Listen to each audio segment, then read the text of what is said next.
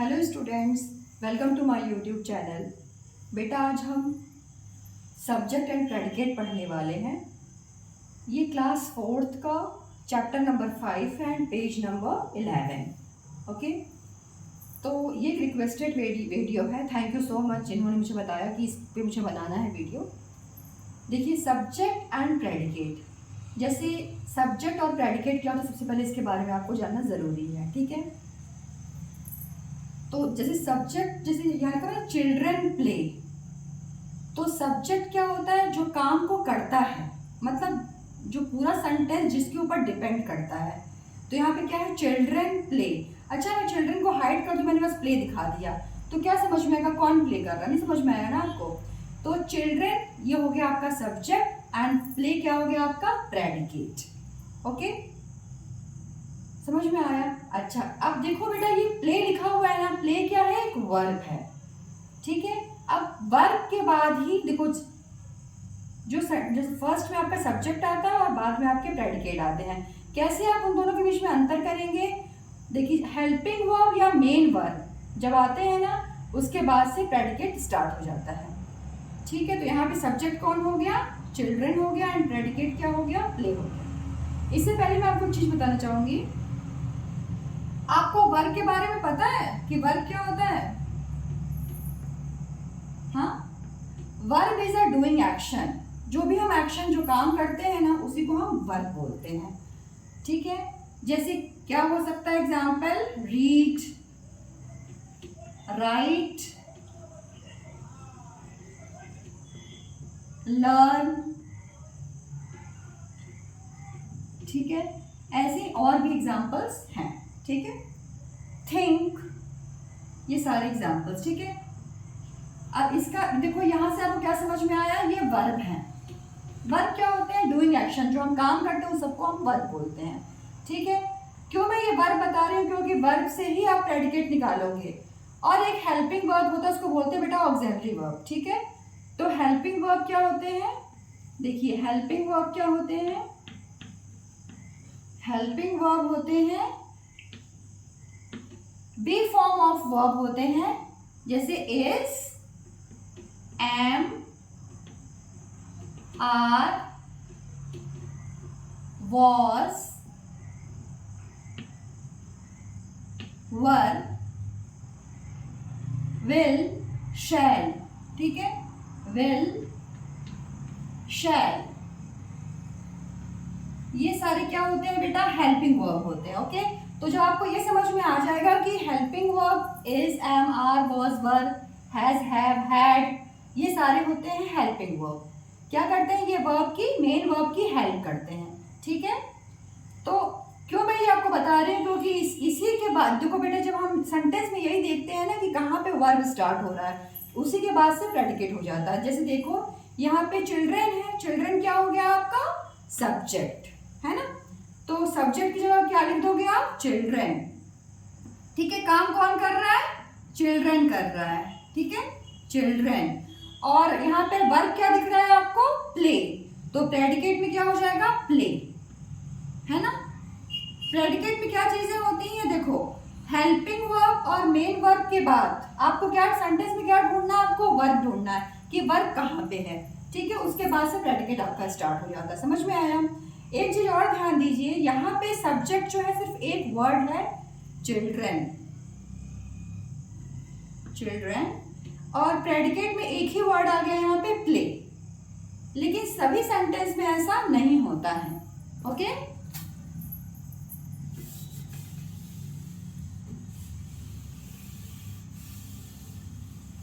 सभी सेंटेंस में ऐसा नहीं होता है। अब देखिए, जैसे यहां पे लिखा हुआ है a large tree, a large tree, एक बड़ा पेड़, is growing in the park. ठीक है, तो आप सब्जेक्ट ढूंढिए, किस मतलब इस सेंटेंस में किसके बारे में बात हो रही है? एक बड़े पेड़ के बारे में। तो सब्जेक्ट क्या हो जाएगा? A large tree. ये क्या हो जाएगा बेटा आपका? सब्जेक्ट। जिस पे पूरा सेंटेंस डिपेंड कर रहा है, जिसके बारे में बात की जाती है, वही होता है आपका सब्जेक्ट। तो ये आपका सब्जेक्ट हो गया। अब यहाँ पे देखो आपको कोई वर्ब दिख रहा है क्या? Yes, is growing in the park. तो ये सब क्या हो जाएगा आपको? देखो आपको वर्ब, मैंने बोला ना वर्ब ढूंढना है आपको, ठीक है। तो इज हेल्पिंग वर्ब है, इसके बाद से आपके सारे सेंटेंस इससे पार्क तक आप एज इट इज कॉपी कर देंगे यहाँ प्रेडिकेट में। ओके, सो आप लिखेंगे प्रेडिकेट में क्या होगा? इज ग्रोइंग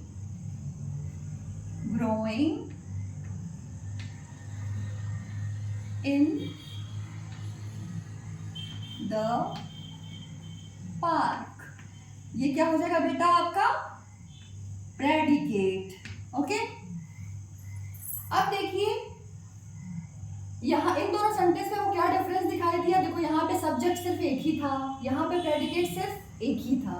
इस सेंटेंस में क्या हुआ? सब्जेक्ट एक से ज्यादा वर्ड भी हो सकते हैं। तो यहाँ इससे क्या होगा ना, आपको ये जो मैं बता रही हूँ इससे आपको रूल ही पता चल जाएगा कि सब्जेक्ट सिर्फ एक ही वर्ड नहीं होता, एक से ज्यादा भी हो सकते हैं। जैसे अ लार्ज ट्री, यहाँ पे ट्री दिख रहा है ना आपको, और प्रेडिकेट एक ही वर्ड नहीं हो सकता, एक से ज्यादा हो सकता है। देखिए काउंट कीजिए, 1 2 3 4 5 हो गए। ओके, अब देखिए थर्ड सेंटेंस क्या है? Against the wall stood a long ladder. अब देखिए इस सेंटेंस में आप ढूंढिए कि किसके बारे में बात हो रही है। अगेंस्ट द वॉल स्टूड, अब सबका मतलब समझिए, दीवार से, अगेंस्ट मतलब दीवार से, स्टूड मतलब खड़ा है, अ लॉन्ग लैडर एक लंबी सीढ़ी, एक बड़ी सीढ़ी दीवार के सहारे, स्टूड मतलब खड़ी है। ठीक है, तो इस सेंटेंस में आपने क्या देखा कि जरूरी नहीं है कि सब्जेक्ट स्टार्टिंग में ही आपको मिले।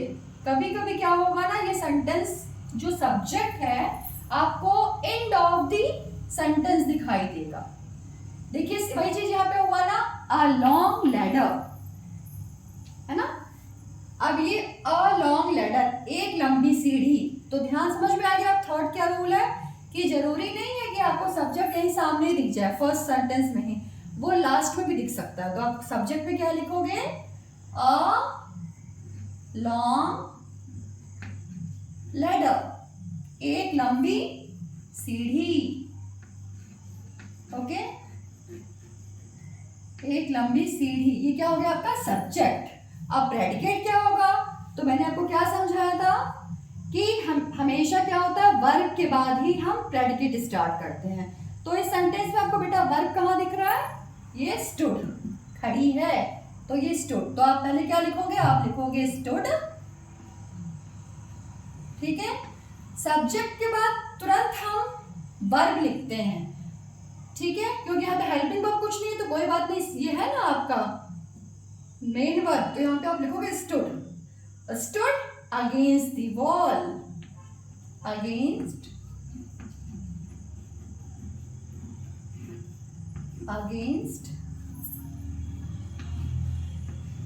the wall।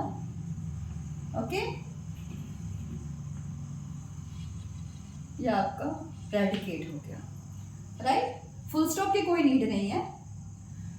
जब आपको क्या, अब जैसे मान लो पूरा आपको सेंटेंस लिखना, ये दोनों मिला हुआ है और आपको एक सेंटेंस फॉर्म करना है, तब तो आप लास्ट में फुल स्टॉप लगाओ, अदरवाइज यहाँ पे फुल स्टॉप की कोई नीड नहीं है। ठीक है, ये 3 टाइप के सेंटेंस आपको अच्छे समझ में आ गए। यहाँ पे क्या हो गया, आपको सब्जेक्ट और प्रेडिकेट की अच्छे से पता चल गया, सब्जेक्ट और प्रेडिकेट की क्या रूल्स होते हैं। एक और एग्जाम्पल देखिए,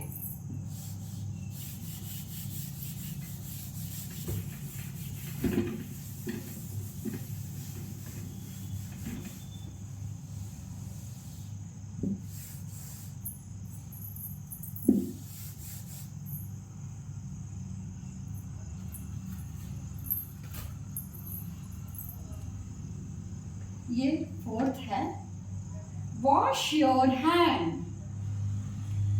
wash your hands, wash your hands. ठीक है, यहाँ पे क्या ढूंढना है आपको, सब्जेक्ट और प्रेडिकेट ढूंढना है। तो बेटा किसके बारे में बात हो रही, कुछ पता चल रहा है क्या यहाँ पे? वॉश योर हैंड में बस अपने हाथ धुलो ये पता चल रहा है, किसके सब्जेक्ट कौन नहीं पता चल रहा, ठीक है। तो ये आप ध्यान रखिए, ये वाले सेंटेंस जो कमांड वाले सेंटेंस होते हैं, ठीक है, ये कमांड सेंटेंस है ना, वॉश योर हैंड, किसी को क्या बोला किया जा रहा, ऑर्डर किया जा रहा है कि जाओ अपने हाथ धुल लो, ठीक है। तो जो कमांड वाले सेंटेंस होते हैं उन सेंटेंस में यू लिखा नहीं जाता है, वो अंडरस्टूड होता है, मतलब वो होता ही अपने से ही, मतलब आदमी को ऐड अपने से ही हम यहाँ पे ऐड कर देते हैं, ठीक है। तो जैसे आपको सब्जेक्ट यहाँ पे लिखना हो, सब्जेक्ट, आपको सब्जेक्ट लिखना हो तो देखिए, अब जैसे आपके स्कूल में कराया जाता हो, यहाँ तो सब्जेक्ट हम जैसे बुक में लिखा हुआ हम यू लिख देंगे, यू अंडरस्टूड है सब्जेक्ट यू, हम बोलते हैं ना, बीच में नहीं बोलेंगे कि यू वॉश योर हैंड, तुम अपने हाथ धुलो, है ना, ऐसा बोलते नहीं है, बट ये अंडरस्टूड है। जब हम कमांड वाले सेंटेंस होते हैं उसमें यू खुद अपने आप से आ जाता है, ठीक है।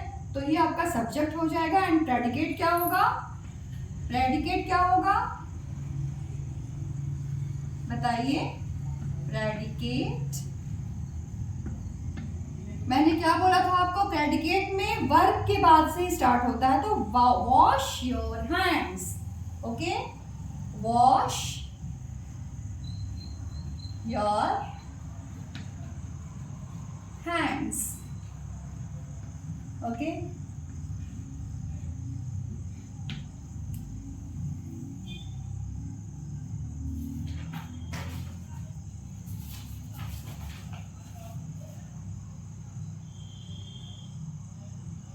एक और सेंटेंस लेते हैं,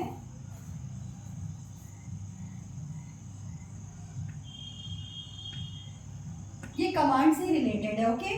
कीप ऑफ द ग्रास, क्या लिखा हुआ है, keep of the grass. Grass means क्या होती है बेटा, घास, ठीक है, घास से दूर रहो, ठीक है। तो यहाँ पे क्या हो रहा है, किसी को, ये भी एक कमांड वाला सेंटेंस है, ठीक है, कीप ऑफ द ग्रास, किसी को ऑर्डर किया जा रहा है कि घास के पास से हट जाओ, ठीक है, दूर हो जाओ, तो यहाँ पे ऑर्डर किया जा रहा है, तो ये कमांड वाला सेंटेंस है, तो यहाँ पे भी सब्जेक्ट क्या हो जाएगा आपका, सब्जेक्ट हाँ ये नहीं बोला गया बेटा, you keep of the grass. अब आप जब देखते हो कि हाँ कमांड वाला सेंटेंस, तो कमांड में क्या होता है, यू अपने से हो जाता है, ठीक है। तो सब्जेक्ट की जगह आप क्या लिख देंगे, यू, ओके। एंड प्रेडिकेट में क्या होगा,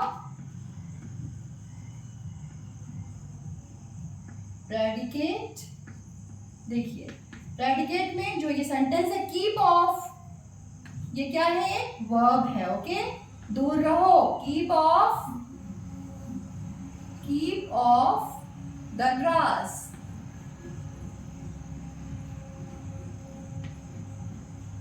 ओके। तो ये आपका हो गया सब्जेक्ट और प्रेडिकेट, समझ में आ गया आपको, आई होप आपको बहुत चीज समझ में आया होगा। अब हम इसकी एक्सरसाइज करेंगे, ओके।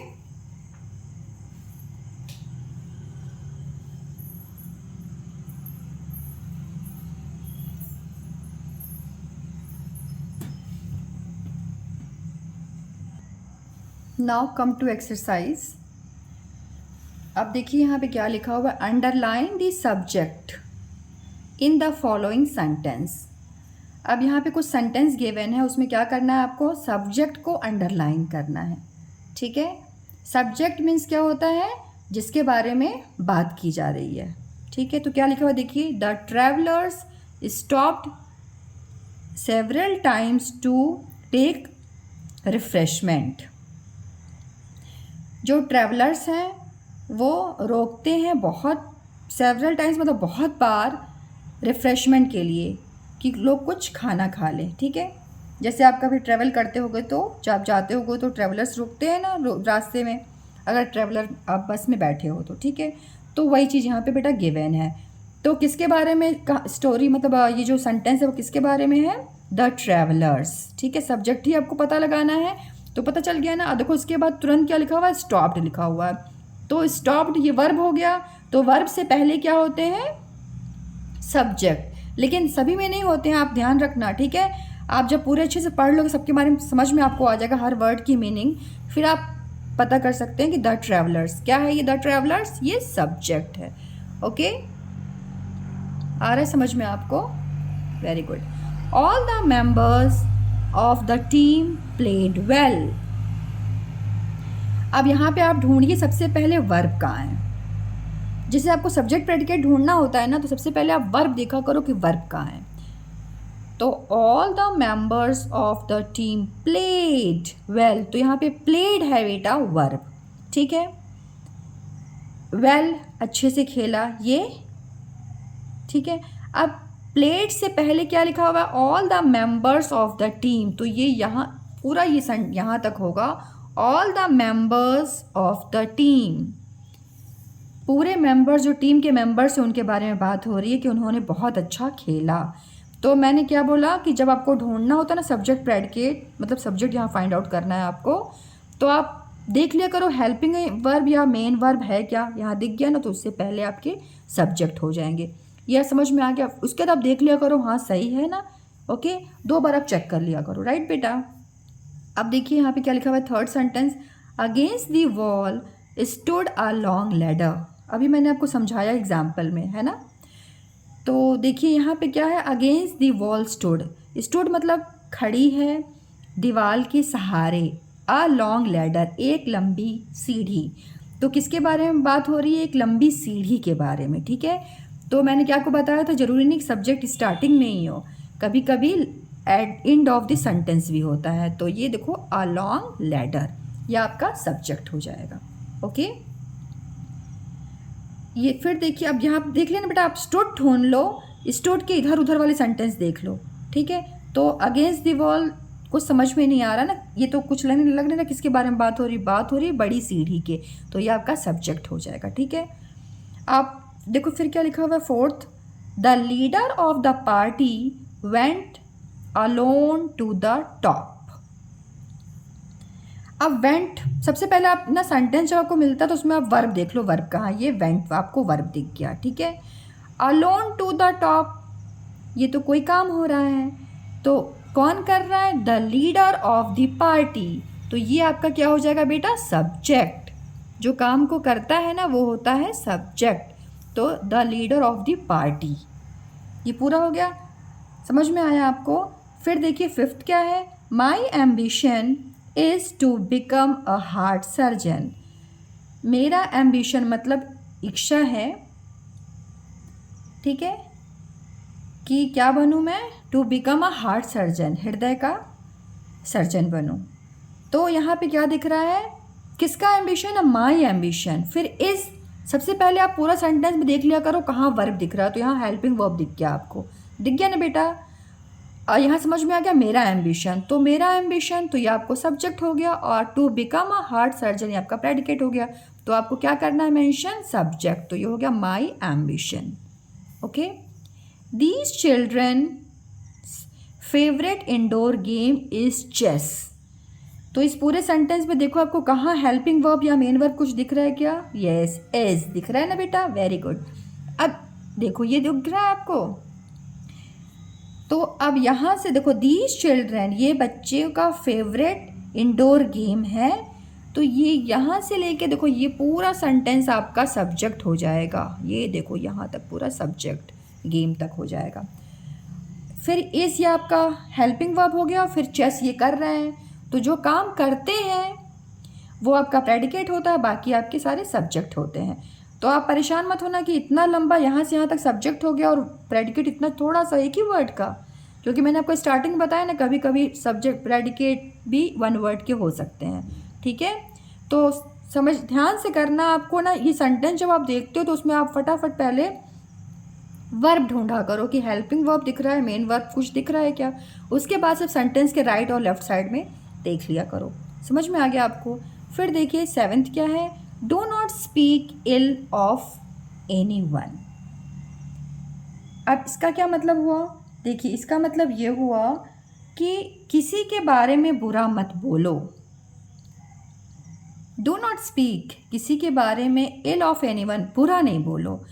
तो ये क्या है, एक सलाह दी जा रही है ना, एडवाइस किया जा रहा है। तो मतलब ये कमांड वाला सेंटेंस है। ओके बेटा, तो क्या आप अभी आपको मैंने समझाया ना कि कमांड वाले सेंटेंस में सब्जेक्ट होता ही नहीं है ना। तो यहाँ पे सब्जेक्ट नहीं है। अगर आपको सब्जेक्ट यहाँ लिखने को आए एग्ज़ाम में तो आप सब्जेक्ट यू लिख सकते हो, है ना। जैसे आप क्या करना, आप लिख देना सब्जेक्ट, क्योंकि सेंटेंस में तो मेंशन नहीं होता है, ठीक है। तो आप सब्जेक्ट करके आप यू लिख सकते हो। देखो जैसे यहाँ पे लिखा हुआ है ना, in all command sentence the subject is always you, हमेशा यू रहता है। Which is understood and not stated, जो अंडरस्टूड है लेकिन उसको लिखा नहीं जाता है, ठीक है। तो अगर आपको आता है तो आप सब्जेक्ट की जगह आप यू लिख देना, जो कमांड वाले सेंटेंस होते हैं। यहाँ पे सेंटेंस में यू नहीं लिखा रहता है बेटा। कभी आपको किसी ने, आपने सुना है कभी कि you do not speak ill of anyone, ऐसा तो नहीं बोलते, हम तो यही बोलते हैं ना, do not speak ill of anyone. Okay, तो यू अंडरस्टूड है, अगर सब्जेक्ट में आप यू लिख देना 7th वाले में, क्योंकि यहाँ पे मेंशन नहीं है। ओके, 8th सेंटेंस देखिए, most people in the country side lead a simple life. Most people मतलब अधिकांश लोग, कंट्री साइड का मतलब होता है जो ग्रामीण गांव में रहने वाले लोग हैं, वो कैसी लाइफ जीते हैं, बहुत ही सिंपल लाइफ जीते हैं। ये लिखा हुआ है इस सेंटेंस में। तो आप इस सेंटेंस में ढूंढिए कि आपको कहीं वर्ब दिख रहा है क्या। तो ये लीड है, लीड एक वर्ब है, ठीक है। लीड का मीन्स क्या होता है, व्यतीत करना, ठीक है। लीड का मीन्स क्या होता है, व्यतीत करते हैं। तो नहीं मतलब सिंपल लाइफ जीते हैं। ओके, तो लीड तो कौन करता है ऐसा, तो most people in the country side, ये आपका क्या हो जाएगा बेटा, सब्जेक्ट। ओके, लीड क्या हो गया, वर्ब हो गया। वर्ब के बाद ये होता है प्रेडिकेट्स, तो आपको सब्जेक्ट करना है अंडरलाइन, तो सब्जेक्ट आपने अंडरलाइन कर दिया। ओके, नाउ नेक्स्ट देखिए 9th क्या है, who brought these beautiful flowers. सबसे पहले आपको क्या ढूंढना है, यहाँ पे आपको देखना है हेल्पिंग वर्ब या मेन वर्ब है क्या। तो देखिए यहाँ पे क्या है, ब्रॉट, ब्रॉट क्या है, वर्ब है, ठीक है। और फिर क्या लिखा हुआ है, these flowers, these beautiful flowers, और यहाँ पे लिखा हुआ है हु। तो हु क्या हो जाएगा, वर्ब से पहले हु लिखा हुआ है और बाद में लिखा हुआ है दीज ब्यूटीफुल फ्लावर्स। तो हु आपका हो जाएगा कौन, तो कौन जो है वो हु हो जाएगा, ठीक है। हु आपका सब्जेक्ट हो जाएगा। और ब्रॉट दीज ब्यूटीफुल फ्लावर्स,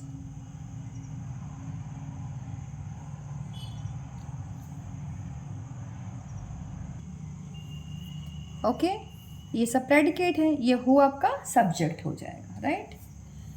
अब 10th देखिए, ऑन द टेबल ले all his books. On the table, table के ऊपर, ले मतलब पड़ी हुई है, ऑल हिज बुक्स उसकी सारी किताबें, है ना, उसकी सारी। 10th देखिए, ऑन द टेबल, टेबल के ऊपर, ले मतलब पड़ी हुई है, ऑल हिज बुक्स उसकी सारी किताबें।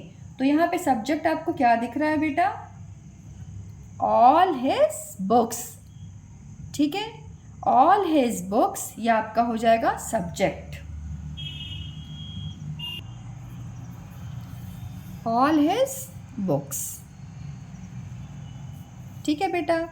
तो आप परेशान मत होइएगा, सेंटेंस को अच्छे से पढ़िए, वर्ब को फाइंड आउट कीजिए, उसके बाद राइट और लेफ़्ट साइड में जो सेंटेंस हैं उनको ध्यान से पढ़िए।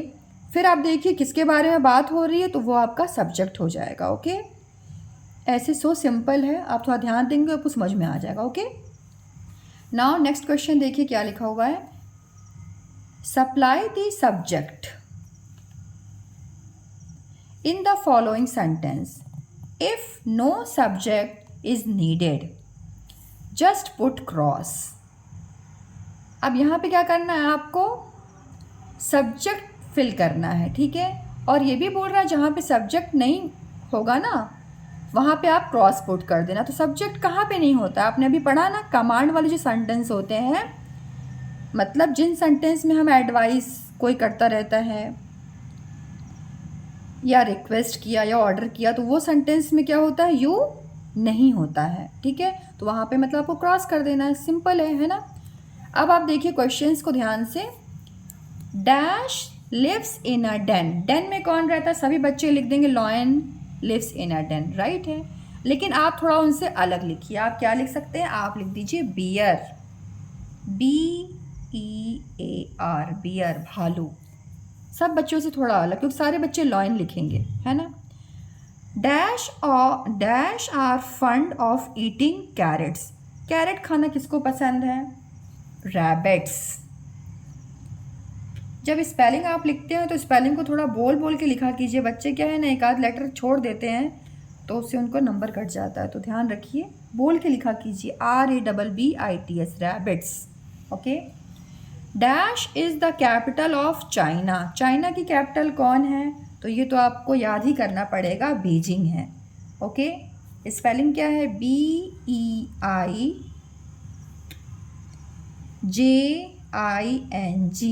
Beijing. Okay, dash don't make the beach dirty,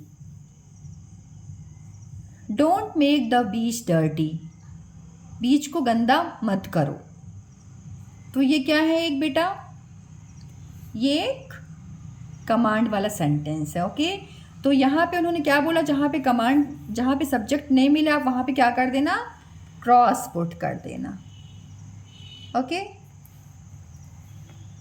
dash was known as the saint of the gutters, saint of gutters किसको बोला जाता है, मदर टेरेसा को।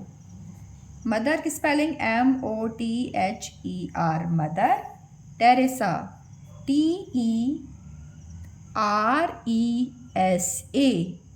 Teresa. Okay, dash has scored the highest number of runs in test cricket, test cricket में किसने highest run score किए थे, सचिन तेंदुलकर। सचिन की स्पेलिंग SACHIN, सचिन। मेरा यहाँ नहीं हो पाएगा, मैं नीचे लिख दे रही हूँ, ठीक है, आप साथ में ही लिखिएगा, आगे ही लिखिएगा, Tendulkar, TENDULKER। Okay, dash do not talk loudly near the patient, मतलब पेशेंट जो बीमार आदमी है उसके पास तेज बात नहीं करो, मतलब टॉक लाउडली, तेज तेज शोर करके आप बात नहीं करो, ठीक है। तो ये कोई रिक्वेस्ट कर रहा है, आप ऐसा नहीं करो। तो यहाँ पे क्या हो जाएगा बेटा, यहाँ पे हो जाएगा क्रॉस पुट हो जाएगा, क्योंकि सब्जेक्ट ये क्या है आपको समझ में आ गया ना, ये कमांड वाला सेंटेंस है, तो यहाँ पे कोई सब्जेक्ट नहीं होगा, तो यहाँ पे क्रॉस पुट होगा। Okay, dash gives the meaning of words, बताओ बेटा वर्ड्स की मीनिंग आपको कहाँ दिखती है, dictionary, very good. So spelling of dictionary is DICTIONARY,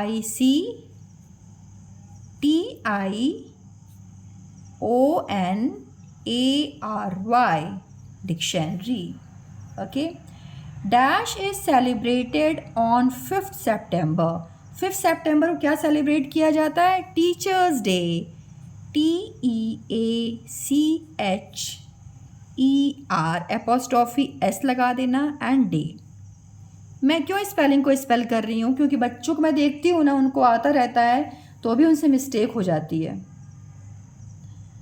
ना, इसलिए मिस्टेक हो जाती है क्योंकि वो स्पेलिंग बोल बोल के नहीं करते हैं। तो आप बोल बोल के कीजिए, बस मैं आपको सिखाने का यहाँ प्रयास कर रही हूँ, ठीक है। तो मैं तो यहाँ बोल रही हूँ आप इसको मन में बोल के कीजिए, ओके बेटा, लेकिन बोला ज़रूर कीजिए, तो आपके स्पेलिंग के जो लेटर्स हैं वो मिस नहीं होंगे, ठीक है। Dictionary gives the meaning of words dash is celebrated on 5 September, teachers day is celebrated on 5 September. 10th क्या है, dash is a very cunning animal. Cunning means क्या होता है, चालाक। कनिंग मीन्स क्या होता है, चालाक। चालाक एनिमल कौन होता है, फॉक्स। तो आप लिख सकते हैं the fox, the fox.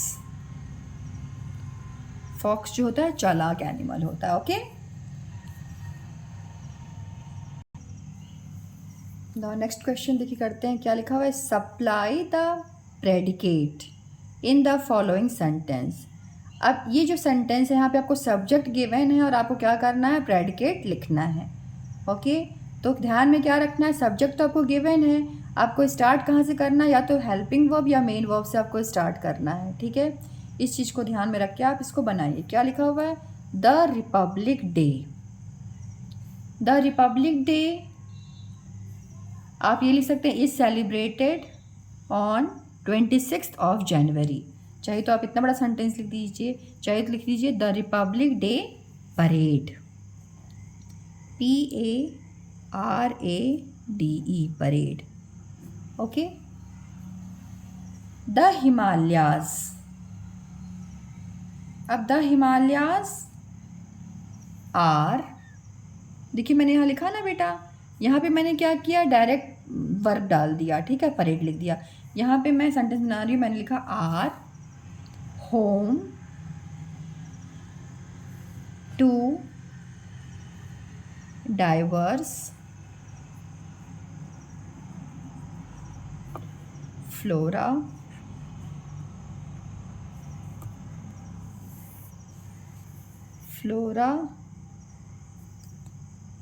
And fauna. आप कोई भी सेंटेंस बना सकते हैं, जरूरी नहीं है कि आप यही लिखिए, ठीक है। देखो लिखा हुआ है the Himalayas are home to diverse flora and fauna. इसका मीन्स क्या हुआ, हिमालय जो है वो विभिन्न वनस्पतियों, फ्लोरा मीन्स होता है वनस्पतियाँ मतलब पेड़ पौधे, और फाउना मीन्स होता है जो जीव जंतु होते हैं, उनका क्या है, घर है। डाइवर्स देखो, डाइवर्स मतलब क्या होता है, विभिन्न प्रकार के, जो जीव जंतु वनस्पति होते हैं पेड़ पौधे, और जो जीव जंतु होते हैं उसका घर है हिमालय, ओके। नाउ थर्ड देखिए, a year. A year consist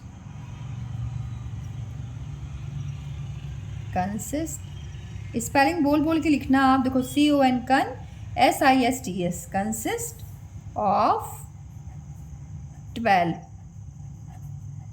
TWELVE 12 month MONTH।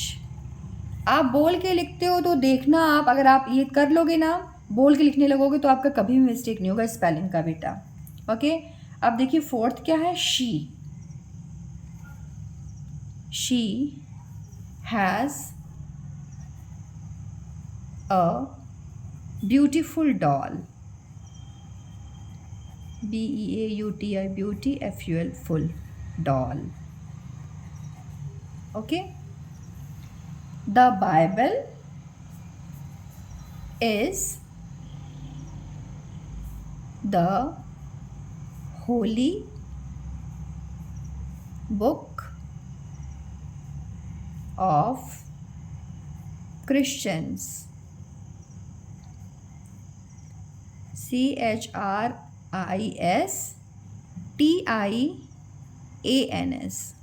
Christians, okay. It, ये सेंटेंस है it is raining heavily, it is raining, RAIN लिख दिया, रेन, फिर ING, raining heavily, HEAVILY heavily. इसका मीन्स क्या हुआ, तेज बारिश हो रही है। अ लार्ज क्राउड मीन्स क्या होता है, एक बड़ी भीड़, ठीक है। Filled in the stadium, FILL, fill हो गया, ED लगा दिया तो फिल्ड हो गया। Filled the stadium, STADIUM, okay, stadium. Now next, this poem, यह कविता, is very interesting, is very interesting, interesting, okay. मतलब ये जो पोएम मीन्स क्या होता है, कविता। यह कविता क्या है, बहुत ही दिलचस्प है, बहुत ही इंटरेस्टिंग है, ओके। फुल स्टॉप जरूर लगाना क्योंकि यहाँ पे आप सेंटेंस को कंप्लीट कर रहे हो, ओके। तो इस चीज़ों को ध्यान में रखना है।